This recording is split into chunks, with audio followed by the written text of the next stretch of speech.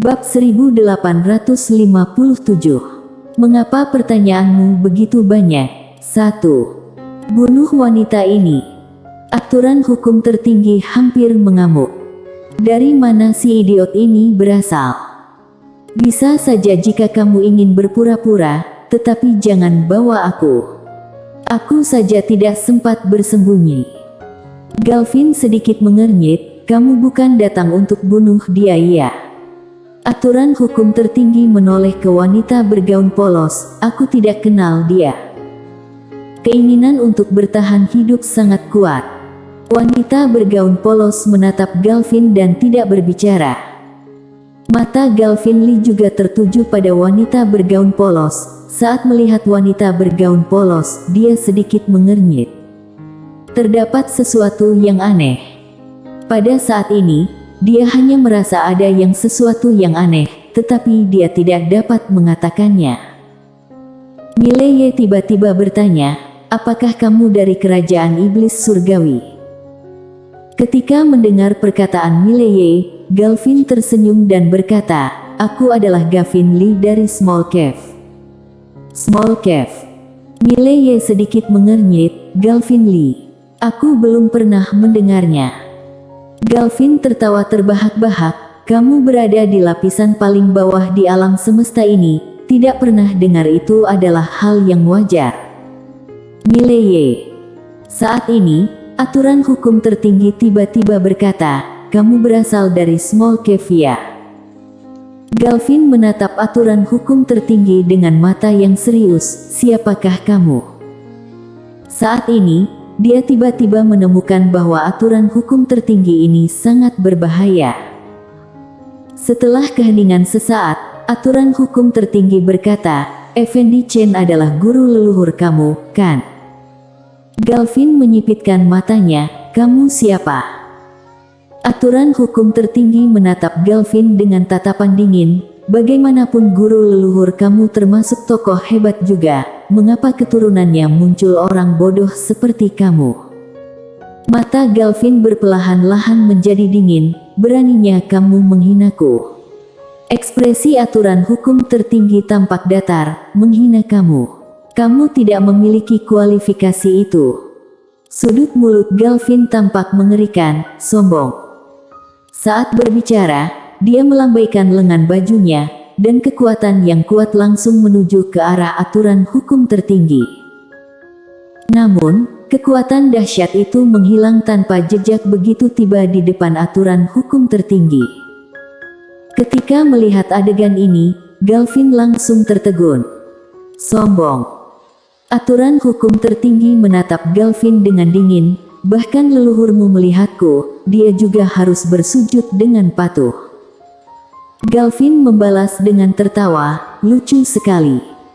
Saat mengatakan itu, dia tiba-tiba menghilang di tempat. Detik berikutnya, dia langsung muncul di atas aturan hukum tertinggi, kemudian dia menginjaknya secara mendadak, injak langit dan bumi. Ketika suara itu jatuh, jejak kaki besar dengan panjang ratusan kaki jatuh langsung dari kepala aturan hukum tertinggi. Bom! Dalam sekejap, seluruh langit berbintang menjadi ilusi. Dan pada saat ini, jejak kaki yang besar menghilang tanpa jejak, dan aturan hukum tertinggi justru tidak bergerak sama sekali. Di angkasa, ekspresi Galvin penuh dengan ketidakpercayaan, kamu. Saat ini, aturan hukum tertinggi membentangkan telapak tangannya, tahanan. Ketika suara itu keluar, ruang hampa tempat keberadaan Galvin langsung berubah menjadi tahanan berwarna merah darah. Saat melihat adegan ini, ekspresi Galvin langsung berubah. Hukum langit dan bumi, kamu adalah aturan hukum tertinggi yang legendaris itu. Aturan hukum tertinggi. Pada saat ini, sekujur tubuh Galvin gemetaran. Keberadaan seperti apa aturan hukum tertinggi itu? Itulah keberadaan langit-langit alam semesta yang ada ini. Jangankan dia, bahkan leluhur dari Small Cave berada di hadapannya juga seperti semut. Mengapa aturan hukum tertinggi ini berada di sini? Aturan hukum tertinggi hendak berbicara, pada saat ini wanita bergaun polos tiba-tiba berkata, "Dia sepertinya datang mencariku." Ketika mendengar ini, wajah aturan hukum tertinggi tiba-tiba berubah. Dia segera memberi hormat, "Senior, orang seperti ini sama sekali tidak layak senior turun tangan." Pada saat mendengar aturan hukum tertinggi memanggil wanita bergaun polos dengan sebutan senior, ekspresi Gavin tampak kaget. "Senior." Aturan hukum tertinggi begitu menghormati wanita ini. Wanita bergaun polos melirik Gavin, "Targetmu sepertinya aku." Gavin menatap wanita bergaun polos, "Kamu siapa?" Wanita bergaun polos menggelengkan kepala, "Kenapa kamu suka menanyakan pertanyaan yang membosankan seperti itu?" Saat berbicara, dia menatap aturan hukum tertinggi, "Apakah kamu tahu di mana posisi Small Cave?" Aturan hukum tertinggi menganggukkan kepala. Wanita bergaun polos berkata, "Tunjuk arah." "Mileye." Aturan hukum tertinggi ragu-ragu sejenak, lalu menunjuk arah kanan. Wanita bergaun polos melebarkan telapak tangannya, sebuah pedang muncul di tangannya. Ketika dia hendak mencabutnya, dia mengerutkan kening seolah-olah teringat sesuatu. Beberapa saat kemudian, wanita bergaun polos menoleh untuk melihat Mile. "Kamu butuh beberapa lawan sebagai pelatihanmu, percaya diri tak?" Mile ragu-ragu sejenak. Dia menoleh untuk melihat aturan hukum tertinggi yang berada samping. Apakah Small Cave ini sangat kuat? Aturan hukum tertinggi melirik Mile, "Tidak terlalu kuat." Mile mengangguk, lalu berkata sambil tersenyum, "Aku percaya diriku bisa." Menara kecil yang berada di dalam menara penjara alam mendesah dalam hati, "Majikan muda, kamu itu sangat bodoh. Kamu punya kepercayaan diri apaan? Orang yang berada di depanmu ini adalah tingkat tertinggi di alam semesta yang ada. Apakah konsep tidak terlalu kuat darinya sama denganmu?" Ketika mendengar perkataan Mile, wanita bergaun polos mengangguk, "Kalau begitu kamu selesaikan sendiri." Saat mengatakan demikian, dia melihat ke arah Gavin. Gavin berkata dengan garang, "Kamu siapa?" Bersambung.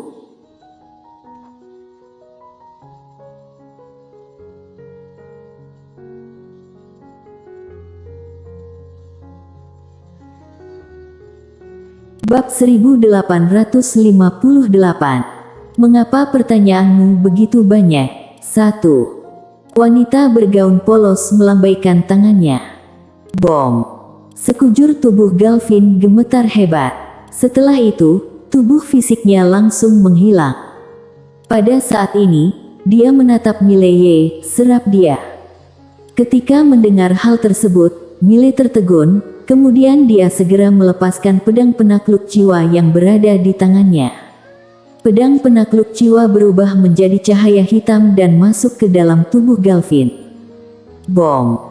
Sekujur tubuh Gavin gemetar hebat, lambat laun, jiwanya mulai menghilang dengan cepat. Diserap oleh pedang penakluk jiwa. Namun, karena jiwanya sangat kuat, pedang penakluk jiwa tidak bisa menyerapnya sekaligus. Gavin ingin melawan, tetapi dia sama sekali tidak bisa melawan. Dia seperti disegel. Melihat jiwanya menghilang sedikit demi sedikit, saat ini Gavin akhirnya merasa ketakutan. Dia benar-benar takut. Karena dia tahu bahwa begitu jiwanya terserap, maka dia akan langsung musnah. Setelah berpikir demikian, Gavin tiba-tiba berteriak, "Apakah kamu berani membiarkan aku memanggil orang?" Memanggil orang. Mileye. Wanita bergaun polos melirik Gavin. Dia melambaikan tangan halusnya dengan pelan. Pedang penakluk jiwa terbang kembali ke tangannya. Kemudian dia menatap Gavin. "Panggil saja." Gavin menatap wanita bergaun polos dengan tatapan dingin. Kemudian dia melihat ke arah aturan hukum tertinggi. "Yang mulia, kamu tidak akan ikut campur, kan?" Sebenarnya dia lebih takut pada aturan hukum tertinggi ini daripada wanita bergaun polos. Meskipun wanita bergaun polos memusnahkan tubuh fisiknya dengan satu pedang, tapi menurut pandangannya, itu karena dia ditahan oleh aturan hukum tertinggi. Aturan hukum tertinggi melirik Galvin, aku tidak akan ikut campur. Ketika mendengar ini, Galvin langsung merasa lega. Dia membentangkan telapak tangannya, sebuah token berwarna ungu tiba-tiba muncul di telapak tangannya. Galvin melafalkan mantra secara diam-diam. Tak lama kemudian, token berwarna ungu itu tiba-tiba melonjak ke langit, lalu menghilang. Di bagian terdalam dari langit berbintang. Saat ini, aturan hukum tertinggi tiba-tiba berkata, apakah otakmu bermasalah? Galvin melihat ke aturan hukum tertinggi, dia ragu-ragu sejenak, lalu berkata, apa maksudmu, senior? Aturan hukum tertinggi menghela nafas dan tidak mengatakan apa-apa lagi. Sebenarnya, dia tiba-tiba sedikit mengerti. Apakah Galvin ini bodoh? Tentu saja tidak bodoh. Jangankan Galvin, sejak awal dia sendiri juga meremehkan wanita bergaun polos ini. Namun, hal yang berbeda dengan Galvin adalah begitu wanita bergaun polos beraksi, dia sudah tahu bahwa wanita bergaun polos ini sangat mengerikan, dan merupakan orang luar batasan. Ia merupakan orang luar batasan kedua yang pernah dia temui. Pada saat ini, wanita bergaun polos berbalik dan berjalan ke arah Miley. Dia menyerahkan pedang kepada Miley. Miley mengambil pedang tersebut, lalu bertanya, Lydia, bagaimana cara menggunakan kekuatan waktu ini? Wanita bergaun polos berkata, kekuatan waktu memiliki dua kegunaan. Yang pertama adalah menyerang, memegang pedang ini, kamu dapat memasuki dimensi waktu siapapun sesuka hati. Mengatakan sampai sini, dia berhenti sejenak, kemudian berkata lagi, kecuali satu jenis orang. Miley segera bertanya, jenis apa? Wanita bergaun polos berkata, kultivator waktu. Ketika mendengar kata-kata wanita bergaun polos, ekspresi aturan hukum tertinggi tiba-tiba berubah. Senior pernah melihat kultivator waktu. Wanita bergaun polos itu melirik aturan hukum tertinggi, iya. Aturan hukum tertinggi berkata dengan suara yang serius, apa pendapat senior tentang mereka? Ekspresi wanita bergaun polos tampak datar, sekelompok orang keterbelakangan mental. Aturan hukum tertinggi. Miley bertanya, mengapa kamu mengatakan demikian? Wanita bergaun polos berkata, arah kultivasi mereka salah. Aturan hukum tertinggi yang berada di samping segera berkata, mana yang salah?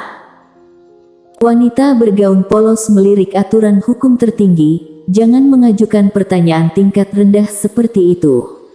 Aturan hukum tertinggi. Miley ragu-ragu sejenak dan berhenti berbicara lagi. Lydia menatap Miley, ingin tahu. Miley menganggukkan kepala.